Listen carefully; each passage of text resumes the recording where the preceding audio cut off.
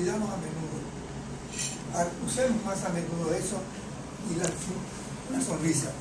Y un toquecito ayuda a veces a decir hola y cambia las cosas.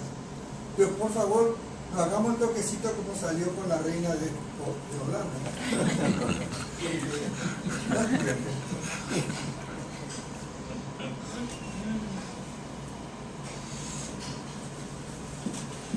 Tengo mucho para hablar.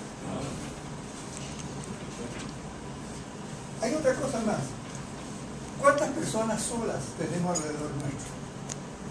Abuelos, tíos, sanos y otros enfermos que están horas y horas solos, abandonados. ¿Qué nos cuesta de vez en cuando saludarlos? Ir a verlos un momentito. Los nietos no tienen tiempo. Estudio, deporte, cualquier cosa. Y los abuelos están solos. Y mucha gente más.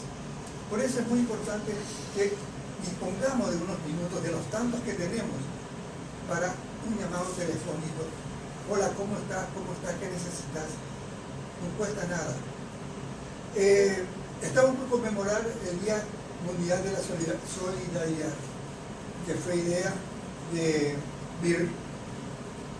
Oscar Beer, Rotarian, y que Rotary adoptó el próximo domingo. Todos nos vamos a ir, los clubes, individualmente a hacer algo.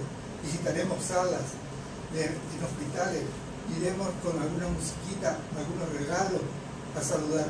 Pero después nos quedan 364 días más hasta el próximo aniversario que quedan solos ahí.